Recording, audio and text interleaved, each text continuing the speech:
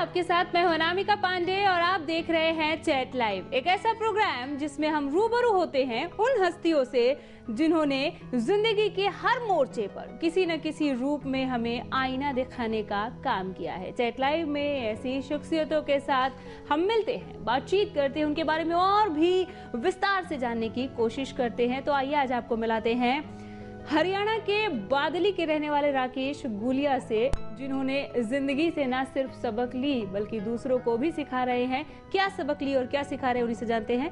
बहुत स्वागत है राकेश जी चैट लाइव के इस मंच पर आपका। बहुत कुछ जानना चाहते हैं आपके बारे में, जैसे कि शराब के आदी होते हुए भी आपने उससे लड़ा, किस तरीके से, क्या आपके मन में आया कि हाँ आप छोड़ देना चाहिए? शराब ऐसे ही मजे मजे में शुरू की हमने, थोड़ी थोड़ी पीते थे ऐसे ही। दो दोस्त थे हम, कभी एक क्वार्टर लेते हम देखते, हम उसको निट पीते थे थोड़ा थोड़ा जो शौकिया तौर पे जी। और बड़ा अच्छा लगता था हमें, कभी रोड पे खड़े होके, कभी कहीं बैठ के, कभी गाड़ी में। अलग से समय निकालते थे उसके लिए? हाँ, अलग से समय निकालते थे। हफ्ते में एक दो बार, हफ्ते में कोई टाइम नहीं था प्रॉपर। और फिर धीरे धीरे उसको पूरा पीने लग गए। पहले तो आधा पीते थे, फिर पूरा पीने लग गए। फिर उसमें पूरे में भी काम नहीं चला हमारा, वो भी कम लगने लगा। अच्छा। फिर आधा हो गया, वो बोतल से आधा होता है ना, वो लेने लग गए हम। अच्छा। और फिर धीरे धीरे दिन में भी शुरू कर दिया हमने। दिन में एंजॉय, जैसे हम स्विमिंग करते हैं, हमारे गांव के पास एक नहर निकलती है जी, वहां हम बैठ के पीते और उसमें नहाते थे। अच्छा। स्विमिंग करते, बड़ा अच्छा लगता था। धीरे धीरे यूं ही निकल गए 2 साल 3 साल, पता भी नहीं चला, घर वालों को भी नहीं पता चलता था। और फिर कभी कभी हम ज्यादा नशे में आते तो घर वाले भी ज्यादा लाडले थे हम। अच्छा। तो वो कुछ नहीं कहते थे, आराम से दरवाजा बंद कर देते थे और हम भी सो जाते थे। काश उन्होंने उसी टाइम दबा दिया होता अच्छा होता। ये जो काश आपने बोला, इसे मैं चाहती थी कि ये शब्द मेरे दर्शकों तक पहुंचे। और हाल ही में हमने अभी नशा मुक्ति दिवस भी मनाया है, तो ये एपिसोड करना चैट लाइव के इस मंच पर बहुत जरूरी हो गया था। कई लोग सोचते हैं कि अब तो बहुत टाइम हो गया, अब नहीं छूट सकता, तब नहीं छूट सकता। राकेश जी को देखिए जरा कि सालों पीने के बाद भी घर में किसी ने रोका टोका नहीं, तो आपने शौकिया तौर पे शराब पीना शुरू कर दिया। लेकिन एक वक्त ऐसा आया राकेश जी कि आपको ये समझ में आया कि अब शराब आपको पी रहा है। वो मुझे बहुत पहले समझ में आ गया था कि मेरे जो अच्छे थे, मेरे अपने थे, मुझसे दूर होने लगे और मैं बुरे दोस्तों में धंसता चला गया। एक अलग सर्कल बन गया मेरा। जो मेरे अच्छे दोस्त थे कभी कभी आते मेरे पास मुझे समझाने, मैं नहीं मानता था उनकी बातें जी, लेकिन फिर वो धीरे धीरे मुझसे दूर हो गए। उन्होंने बात ही करना बंद कर दिया। मैं कभी कहीं खड़ा होता या फिर कहीं से जा रहा होता तो मेरे पास से निकल जाते। हालांकि प्यार करते थे मुझसे, बट सोचते थे बात नहीं सुनता तो क्या बात। हाँ, वो दूर होना पड़ा उनको। अच्छा बिजनेस था मेरा उसी टाइम पे, थोड़ी सी एज में ही बिजनेस अच्छा किया था मैंने, अपना जिम बनाया था जी। और ऐसे ही उस टाइम के हिसाब से कुछ लोग कहते कि मेरी किस्मत खराब थी। किस्मत खराब नहीं थी, मेरा फैसला गलत था। मैंने दोस्त गलत चुने और गलत जगह गया मैं, गलत दुकान पे गया मैं, गलत संगत ले ली। हाँ, गलत लोगों के साथ रहने लग गया। कमी मुझ में ही थी सारी। दूसरों में, कुछ लोग दूसरों में कमियां बताते हैं कि उसने ये किया मेरे साथ, उसने हमारे बच्चे को बिगाड़ दिया, और ऐसे ऐसे कुछ बहाने होते हैं लोगों के पास। ये सब कहने की ऊपरी बातें होती हैं। ये सब कहने की बातें होती हैं। असल ये होता है कि अपन कब गलत फैसला ले लेते हैं इसका एहसास होता नहीं है। राकेश जी ने उस एहसास को महसूस किया और खुद को बदलने की कोशिश की। क्योंकि शराब की उस बोतल ने घर परिवार से काफी दूर लाकर इनको खड़ा कर दिया। ठीक है, पहले लोगों ने लाड प्यार में, इनके परिजनों ने, इनके घर वालों ने मना नहीं किया, कभी कभार का शायद चल भी जाता है, बाद में भी मना नहीं किया। एहसास कब आपको हुआ कि बोतल मिलती थी, आर्मी की बोतल मिलती थी घर पे। अच्छा। तो वो मुझे वो भी दे देते थे। मैं अगर मांगता कि मुझे बोतल चाहिए, हाँ बोला कहीं से बाहर से नहीं लानी, ये लाके पी ले।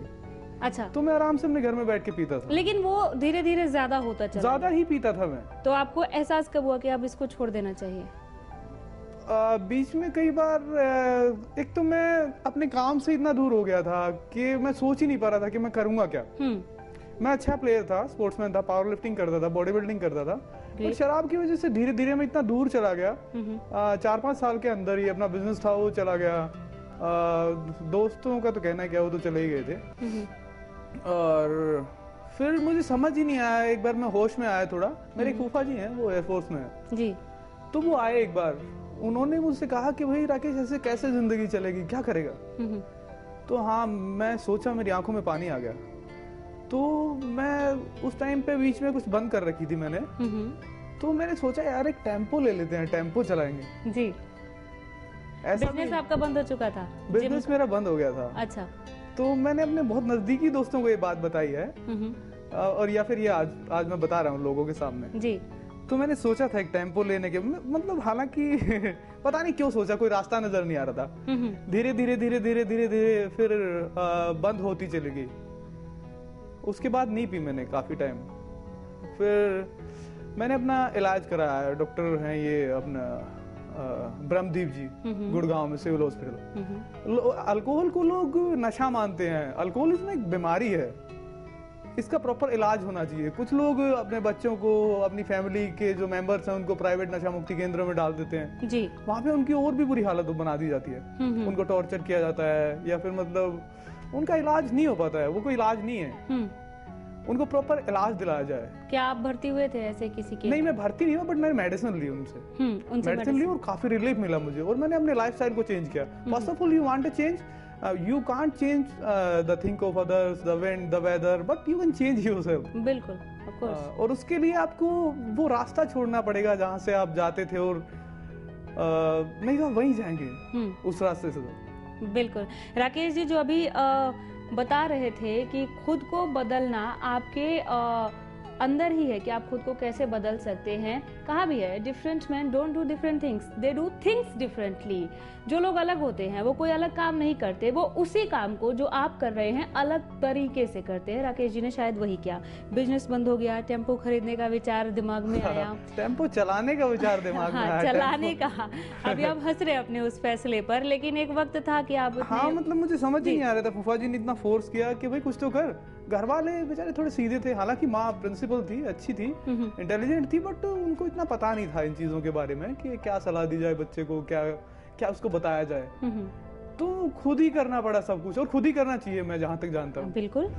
कई बार मैंने सोचा कि वो हेल्प कर देगा, वो हेल्प कर, बाद में जब हालात थोड़े सुधरे, मैं रोज भागने जाता। मैंने एक रूटीन बनाया, मेरा एक दोस्त बना बड़ा अच्छा, उसने, मैं जिंदगी में बड़ा उसका शुक्रगुजार हूँ, उसने बड़ी मदद की। 1 साल उसने मेरी हेल्प की, और वो मेरे साथ रोज भागने जाता और रोज अच्छी अच्छी बातें बताता जी। हालांकि वो ज्यादा पढ़ा लिखा भी नहीं है, काफी जमीन है उसके पास, गांव में ही रहता है। तो 1 साल तक मैं उसके साथ रहा, रोज आता जाता, बड़ा कुछ सीखने को मिला उससे। तो उसके बाद मुझे समझ आने लगा, धीरे धीरे अपना रास्ता नजर आने लगा कि मैं तो यार एक स्पोर्ट्समैन था, एक ट्रेनर था, तो मुझे तो अपनी लाइन में जाना चाहिए जी। फिर मेरे एक कजन है, उनकी क्रिकेट एकेडमी है ढासा बॉर्डर पे, हरियाणा क्रिकेट एकेडमी। उन्होंने मुझे एक जिम में ट्रेनर रखवाया, अपनी किसी सिस्टर, अपनी किसी कजन के जिम में। तब आपको शराब छोड़े हुए कितना समय हो गया था वहाँ? तब मेरे को शराब छोड़े हो गया था, एडिक्ट था मैं तब भी। कुछ 2-3 महीने हुए थे, मतलब ऐसे ही बीच बीच में पी लेता था मैं, 2-3 महीने छोड़ दी, 2-3 महीने पी ली, जब वो सा ऐसे सर्कल ऐसा था। तो मैंने ये आपको बताया कि आपको वो चीजें बदलनी पड़ेंगी जो आसपास है, अगर आपको सुधरना है तो, वांट टू चेंज, तो आपको अपने आसपास की चीजें बदलनी पड़ेगी। You have to change your atmosphere, और जो आपके दिमाग में जो इमेजेस हैं वो हटानी पड़ेगी, उनकी जगह नई डालनी पड़ेगी। बिल्कुल। चलिए, बहुत कुछ आपसे जानेंगे, किस तरीके से आपने छोड़ा, क्या मुश्किलें तब सामने आई, अभी आप फिलहाल क्या कर रहे हैं, क्योंकि बिजनेस आपका ठप हो चुका था और टेम्पो चलाने की आप सोच रहे थे। लेकिन एक ब्रेक के लिए हमें यहाँ पर रुकना पड़ेगा, एक छोटा सा ब्रेक हम यहाँ पर ले रहे हैं, फौरन लौटेंगे।